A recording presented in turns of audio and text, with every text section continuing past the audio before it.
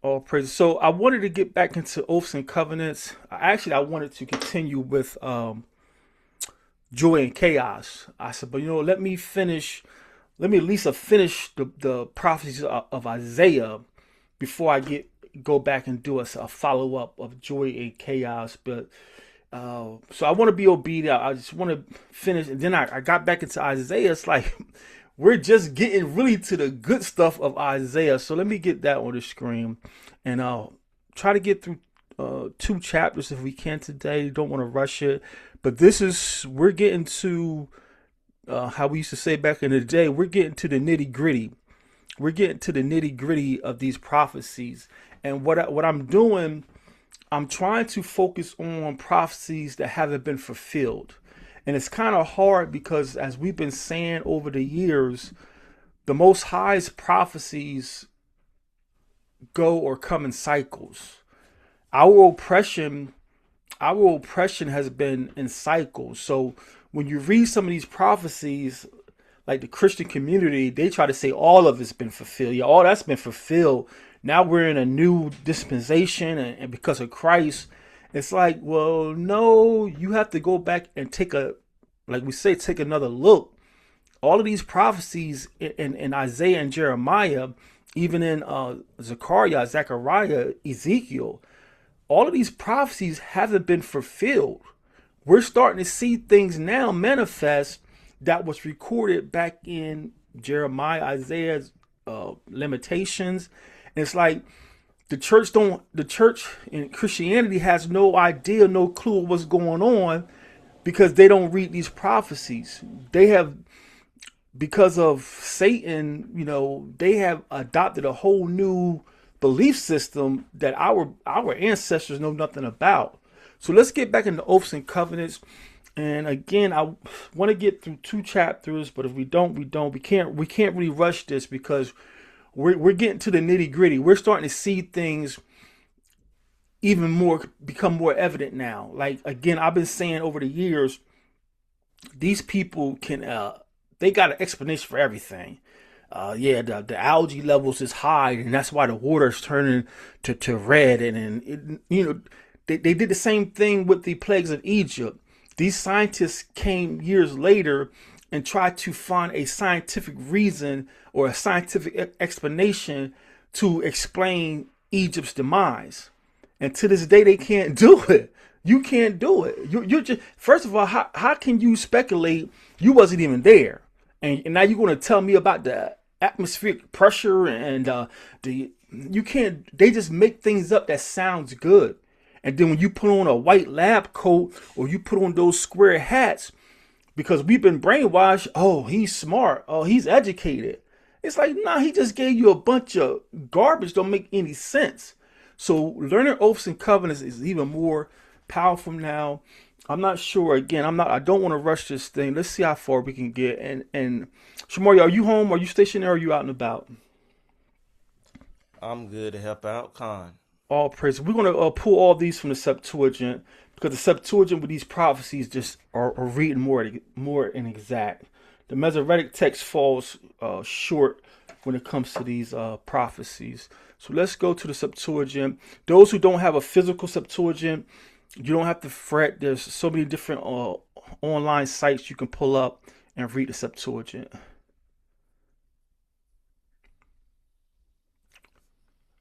Where am I at here?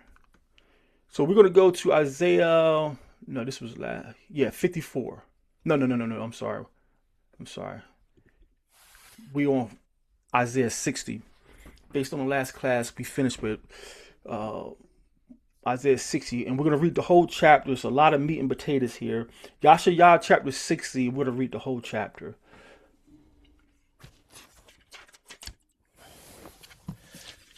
Isaiah chapter 60 and verse 1 says, be enlightened, O Yerushalayim, for thy light is come, and the kabod of Yahweh is risen upon thee.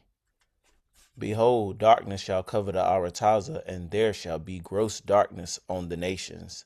So But yeah, he's already making a distinction. And this is what you have to slow down. We tell the pastors, turn that organ off, sit that broke risk organization plan dude down. Let's slow this thing down. He just made a distinction. If the Father loves everybody the same, if we're all on the same level in the Most High's eyes, these first two verses is giving us a contrast.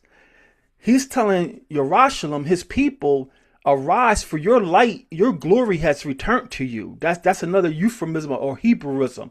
Our light is glory.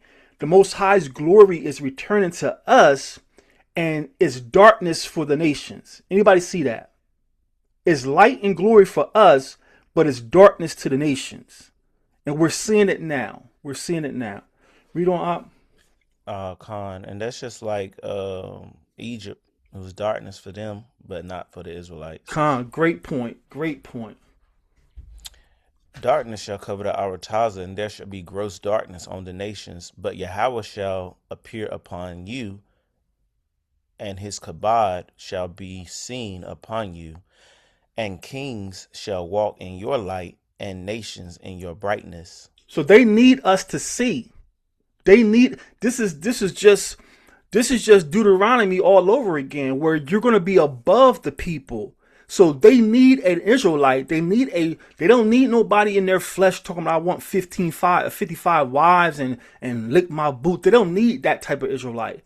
They need a born again, spirit led Israelite with humility who understands, hey, you were over me because of the Most High's judgment. But now the Most High is turning things.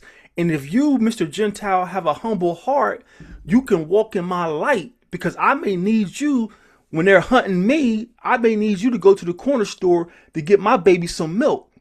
So this is just breaking down. We're not trying to get you riled up.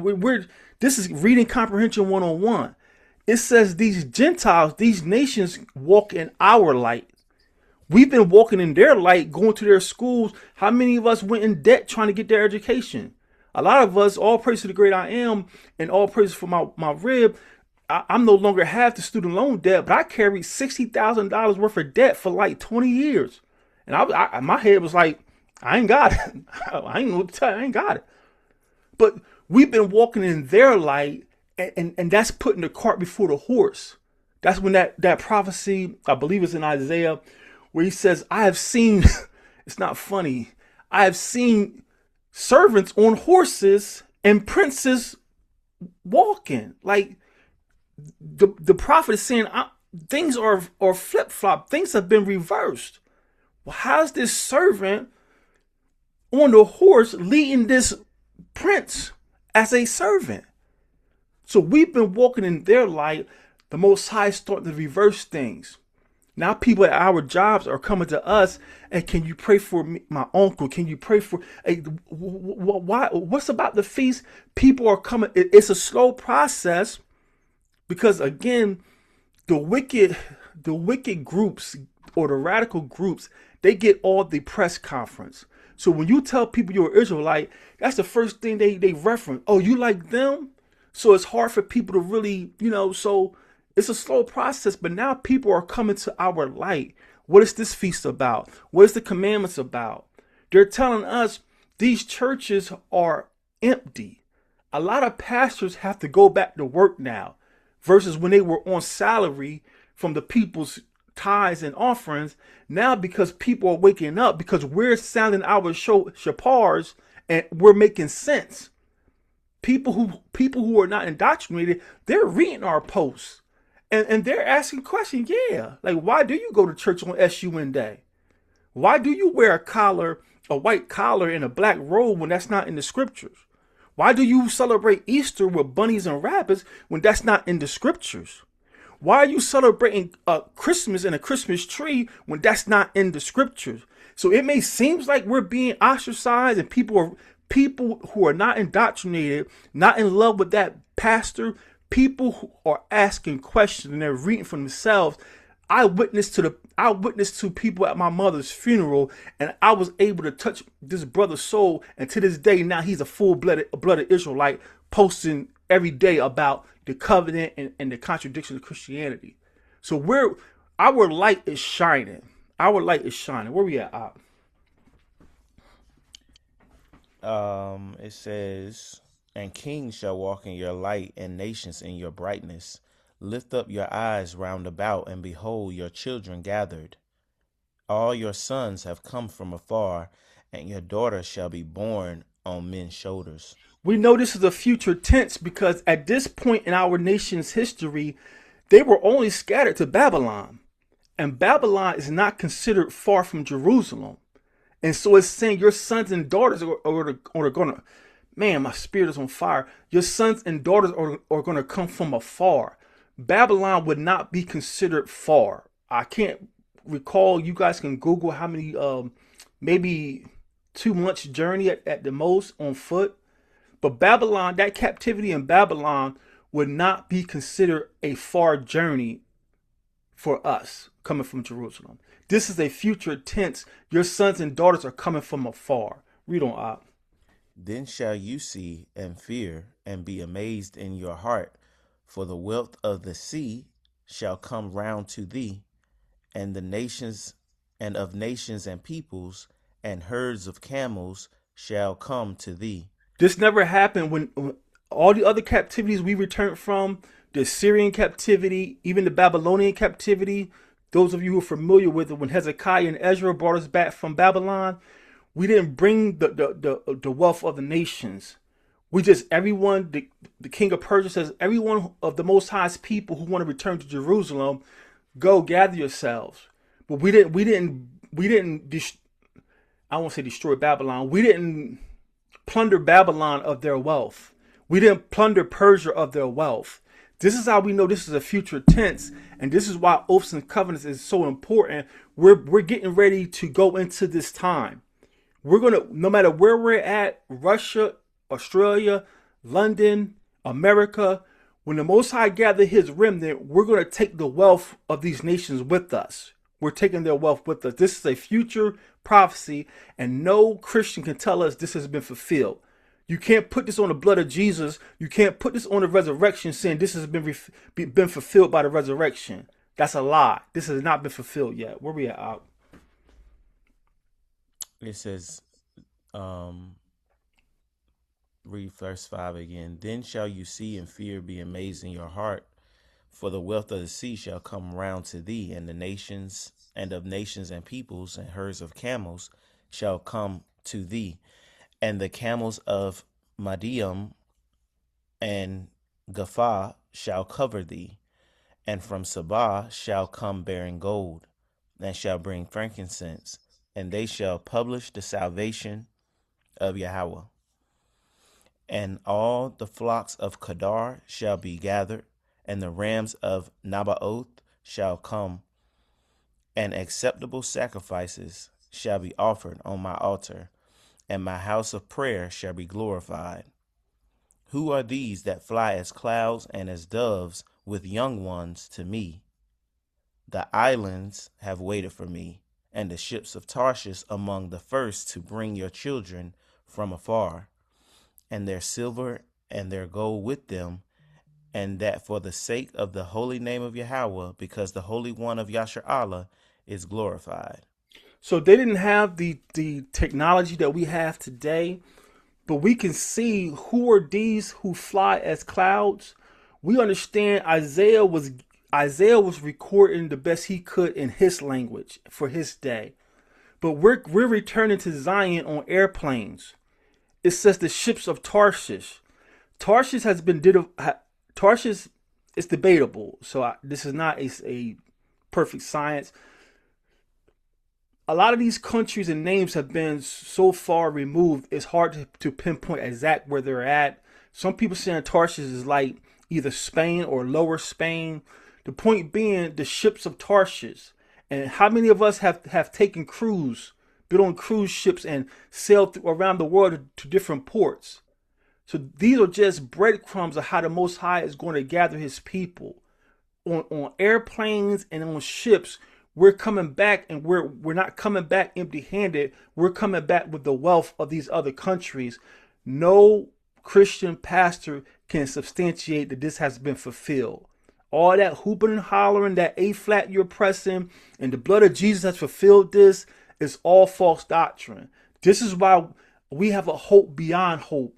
This is why we don't pay attention to their Dow Jones. The Dow Jones has fell 50 points today. I could care less. I could care less.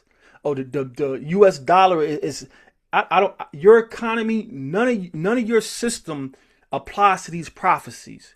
The Most High, and Salakia, we forgot the Kathah for the day, but the Kathah for the day was coming from Isaiah 55 and 11. The Most High's word shall not return to him void. So, irregardless of your Greco-Roman education, irregardless of your financial expertise, and none of that matters. These prophecies are not limited by your economy or your education. The Most High's word should not return to him void. When we return home, we're coming back with wealth. So that means you don't need a to-go bag at the door. You don't have to have no MREs stocked up so you can put them in your bag and go. You ain't got to have no Bitcoin. None of that stuff matters to us. That's why it's important to get into these oaths and covenants more than you're getting into the news reports. More than you're getting into, they got so many different financial philosophers out here. Make sure you got 6 months of savings stocked up. Y'all remember a year or two ago, people, was it, which bank was that? Was it Wells Fargo Bank? People were going to their accounts and it was like they couldn't even get their money. Was it Wells Fargo? It was Wells Fargo, right, man? So you follow their plan to a T. You got their education. You got 6 months of saving. Oh, your FICO score is at 840. None of that matters when the Most High starts doing his thing. And we don't need no FICO score for the Most High's prophecies. Let me get out your way. Where we at? Verse 10, and strangers shall build your walls, and their kings shall wait upon thee. For by reason of my wrath I smote thee, and by reason of mercy I love thee. And thy gates shall be open continually, they shall not be shut day nor night, to bring in to thee the power of the Gentiles. This has never happened. Right now, as we speak, on that part of the world, Jerusalem is 8 hours ahead of us. So, what time is it right now? 1 o'clock. It's 1 o'clock. Mm-hmm. So over there is what, about 9 o'clock. They are in fear right now. They got bombs, all kind of stuff. Their gates are not open. And when they so-called took the land in 1947, they came into the land fighting. They came into the land fighting in 1947 and been fighting ever since. They've never had a period where their gates were open and the forces of the Gentiles was coming in. That's why we know these people don't match. Like I put on Facebook this week singing that old Keith Sweat song. Something just ain't right. You guys have been warring since you've been in that land.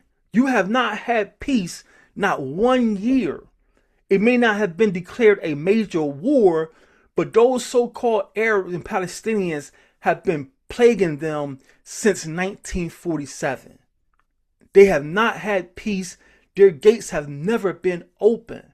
This is how we know that whole theology about this is the Old Testament and this is the New Testament. We know that is the work of Satan. For you to call this Old Testament, that is the work of Satan trying to deceive the Most High's people. This can't be old if it hasn't happened yet. If I buy a shirt last year and never wore it, it still has a tag on it. It may be an old purchase, but this shirt is not an old shirt.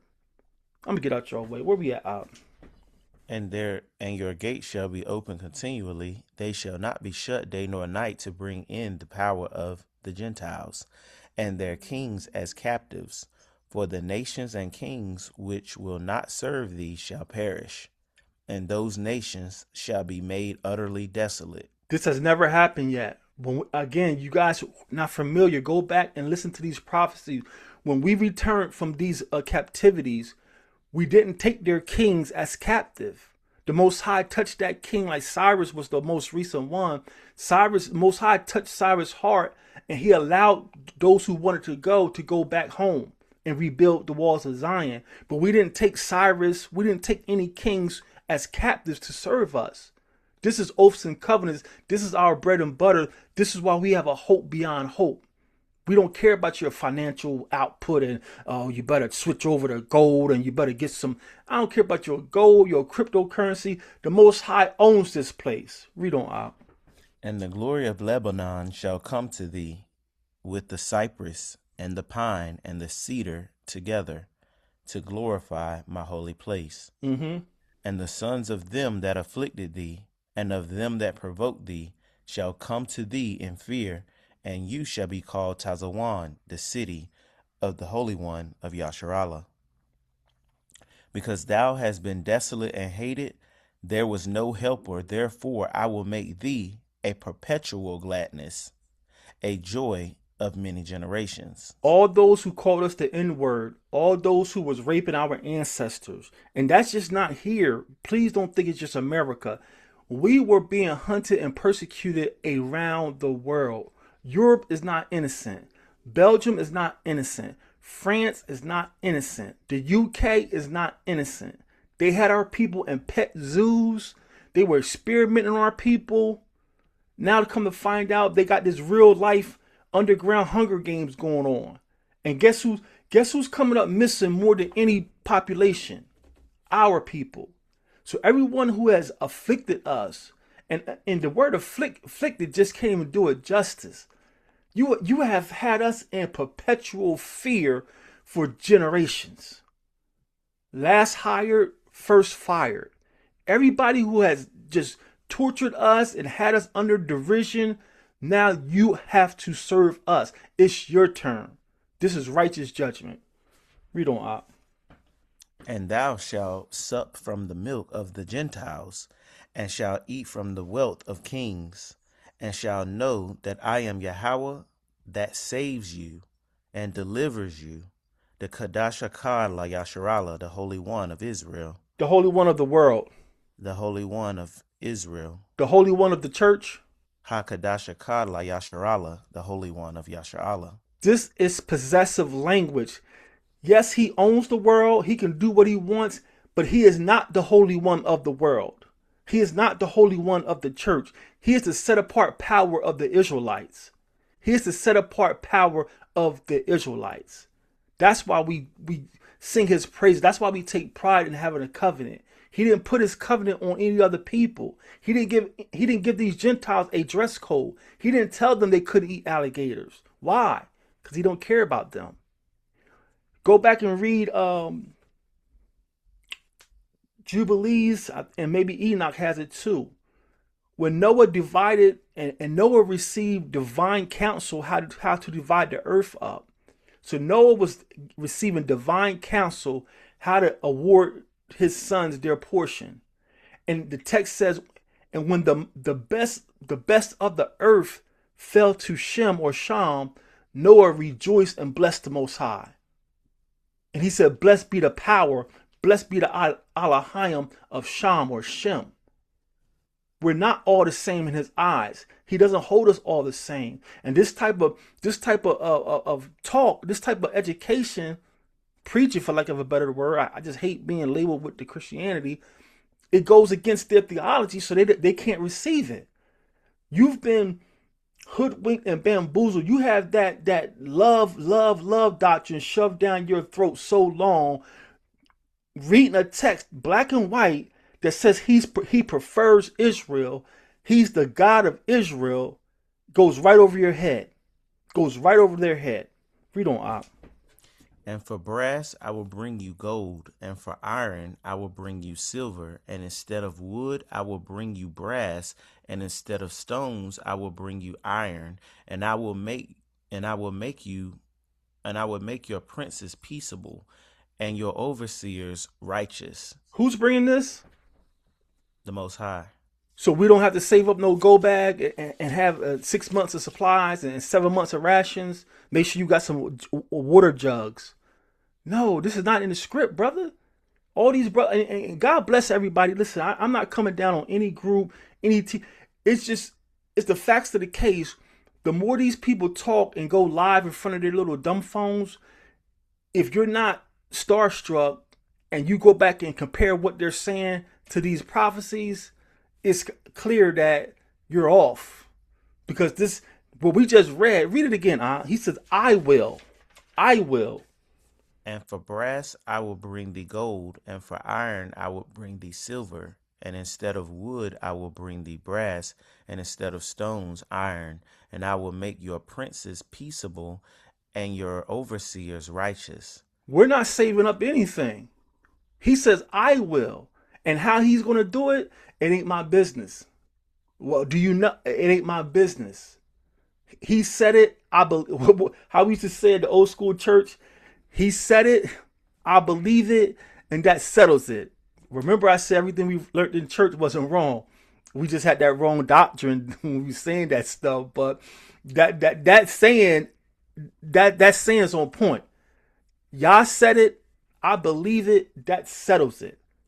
We have example after example how he uses his creatures, his wind, to work for us. Uh, Uncle, who's the uncle? Not Isaiah. Elijah. Uncle Elijah was fed by ravens. Our generation coming from Egypt, the Most High rained down manna for 40 years. So it ain't our job to worry about the how. It's our job to find out what we have promised to us. And once we read it, say Khan Wa'aman. All praise to the great I am. And let's keep marching. Any comments or questions? Where we at? Verse 18, and injustice shall no more be heard in my land, nor destruction, nor misery in your coast, but your walls shall be called salvation, and the gates sculpted work. And we know this is not going on right now. He says there's going to be no more destruction or misery in the land. These people, I posted on my Facebook feed a picture. These people are booking flights in droves trying to get out of there because it's misery over there. It's genocide over there. So we know it is so demonic. I'm just going to let this be what it is. It is so demonic to call these prophecies Old Testament. Because when you tell people this is the Old Testament, you put in their minds it's not needed anymore. And that's why these pastors don't know what's going on. These pastors don't have no power. You talking about you got all this power and you done heard from God and you sick yourself. You talking about you got all this power and God speaks to you, but you telling people to come to church with masks on. How's the spirit of the Most High? We got to be men and women now. If you scared, go home. How this man, woman talking about they got all this power of the Holy Ghost, but you got to come here with a mask on and sit 6 feet apart. You're encouraging people to get a jab in their arm, and you can't even tell me the ingredients in there. The Most High is exposing these people. The east winds are blowing. Ain't no power in these churches. It's power in his covenant by the blood of a Mashiach. Where we at, Op? Get out your way. And you shall no more have the sun for a light by day, nor shall the rising of the moon lighten the night, but Yahweh shall be your everlasting light, and Elohim your glory. For the sun shall no more set, nor the moon be eclipsed, for Yahweh shall be thine everlasting light, and the days of your mourning shall be completed. We know this hasn't happened yet. We still have the sun and moon rising as the Most High commanded. So we know this hasn't been fulfilled yet. You can't put this on the resurrection. Their theology is of Satan. It's time for the people of Yah to repent, keep this covenant, and he's going to manifest like he's been doing for the last, I don't know, 5-10 years we've been together. He's given us revelation, and it's all in the text. It's been in the text the whole time.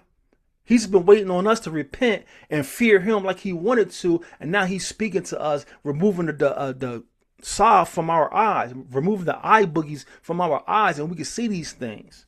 We don't opt. Your people also shall be all righteous. They shall inherit the land forever, preserving that which they have planted, even the works of their hands for glory. The little ones shall become thousands, and the least of a great nation. I, Yahweh, will gather them in due time. In due time. And dude, we know this hasn't happened yet. This is the oaths and covenants. This is what we have coming to us if we keep these laws and statutes. He says the smallest tribe of the nation is going to be a great nation. The smallest tribe is going to be a great nation. So this is what we have coming to us, oaths and covenants. We just have to, like Zamaria sung about, we just got to endure to the end. We got to endure to the end. This is our bread and butter. This is why we don't have no fear. No fear. Any comments or questions about that? Khan, do you think that he's bouncing around a little bit with the kingdom, or um, when it says like for the sun shall no more set and the moon, basically the Most High will be our light? Do you feel, because it was just sounding like to me that, because then it says that the works of your hands will still uh, will inherit the land forever, preserving that which we have planted, even the works of our hands for glory. So it's almost like, we got the Father's kingdom and Yahweh's kingdom, where we just live in like we live today. But then it was just sounding like maybe when we do go back over there, the Most High will just be our son, already, while we're still able to plant and garden and see the works of our hands. Or is it just he's talking back and forth? I think it's a little of he's given Isaiah glimpses of the finality, the very end, because we know, and I hate to use the Christian terms, but it's just we know Yahweh Shai, his son, he has to be glorified for his sacrifice and his obedience. His bride is Zion. So like you're saying, we know that our king Yahweh Shai is coming to reign as a real physical king, not no mystical spiritual being. He's going to be a physical king from the line of David in the land of Yasharallah, and we're going to be serving Yah, praising Yah, having children, inheriting vineyards we didn't plant. And then this part that you just read, the end of the verse, I believe, like you're saying, like you're alluding to, I believe he jumps to the very end, that revelation where you just said it, we hear now. To give everyone a witness is what we're talking about. We believe that the Most High has just took Isaiah to the very end of everything, because he says that the sun and moon should not give their light anymore. I'm going to be the glory of the land. So since we said it, and I don't want to rush it, let's go to Revelation when he gives it to us in Revelation, the 21 or 22. And this is how we just give you book. We're not making this stuff up. The text is telling us these things. I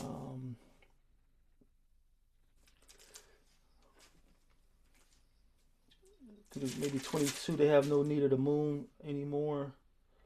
Right. Revelations 22. And you can get to it, or you can start at the top. It's up to you, Al. Well, it's also in 21. Okay.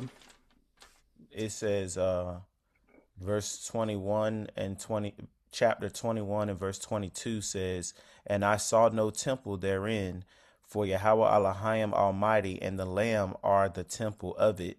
And the city had no need of the sun, neither of the moon to shine in it, for the glory of Yahweh did lighten it, and the Lamb is the light thereof. Mm. And he repeats it again in chapter 22, verse, I start at 3, Revelation 22 and 3. And there shall be no more curse, but the throne of Yahweh and of the Lamb shall be in it, and his servants shall serve him. And they shall see his face, and his name, his sham, shall be in their foreheads. And there shall be no shlaki, and there shall be no night there, and they need no candle, neither light of the sun, for Yahweh their Elohim gives them light, and they shall reign forever. We believe that Yahweh Shah, or the Most High, was taking Isaiah to the end of the age. And again, I'm going to publish this class, but it is what it is. We have text to prove that after the Most High shows us off as his glory, as his jewels, and these people serve us, and we recompense for what they did to us, the Most High has no more need for them. Because he's done tried, I'm let this flow. He done tried the reins of the heart of men. And he done seen these people are wicked. The more grace he gives them, the more debauchery they just look what's going on. Look, you're telling a little 5-year-old child you can be what you want to be. And then you're paying for it. And now you're telling me that your insurance company is going to cover it. So the Most High, when it's all said and done, he shows us off. These people have to serve us and give us the glory that the Most High is demanding. He has no need for them. It's just going to be the Israelites. And we don't have no more need for the sun or the moon. The Most High's glory is 10 times brighter than the sun. It is what it is. Its playtime is over. It's go mode. This is what the text is supporting. When it's all said and done, it's just the children of Israel, the children of the light. I got text upon text we can pull out. Any comments or questions about that? All right. I mean, it's a lot to chew on. The next chapter is only 12 verses, but it's a lot to chew on. I don't want this class to go long because I'm gonna chop this up maybe tomorrow and get this on the channel. The next chapter is only 12 verses, but it's 12 powerful verses. I'm not going to rush it. We're going to park here. Any comments or questions about oaths and covenants before we close out?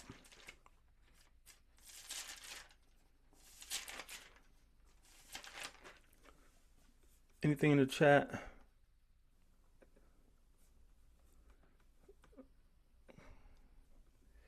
Earlier, Joyce, she said, death and life are in the power of the tongue, and they that love it shall eat the fruit thereof. Proverbs 18:21 in relation to the Sharash Abar. Khan, that's a great witness. So, Mashapot, we're gonna park here. We're getting to the nitty gritty of oaths and covenants. And as I was meditating, preparing for class today, I was just pondering on all the different groups, all the different nations and religions who have laid claim to these promises. I mean, you got the Latter-day Saints, you got the Seventh-day Adventists, you have the Mormons. Me and my wife, one of our junk shows is we like to watch the real murder mysteries, like First 48 and all this stuff. And we was watching one last week, and it was a nice old lady, so sweet. And her family was murdered, and she was like, the Lord Jesus, blah blah blah blah. And I just looked at my wife and says, "Sad, it's not for you." You know what I mean? Like, everyone has just hijacked these oaths and covenants, and they try to contort them to fit their situation or their people. And the fact of the case is, these oaths and covenants don't fit anyone but us. We just have to be wise as serpents, harmless as doves. It's not wise to be out here screaming and just antagonizing your enemy, because these curses are not over yet. And no, I don't fear anybody. I don't fear nobody. I'm in go mode, but I'm not gonna be foolish out here telling people to bow down and kiss my feet and kiss my boot and all that. No, it's not wisdom. It's not wisdom. These oaths and covenants are for us. We're getting to the nitty gritty of this. I know you think you got a nice career going. You have a nice little imported car. You got a 5-bedroom mansion and you're comfortable in it. It's all dung. Everything you see here is a facade. It's going to be, I don't know if you ever seen a hay barn go up. It's going to be like a hay barn. Nothing here is real. Everything you see is fool's gold. These prophecies is real gold. So all praise to the great I am. I'm going to park here. Pray the Most High is glorified by Hashem Yahweh Shai.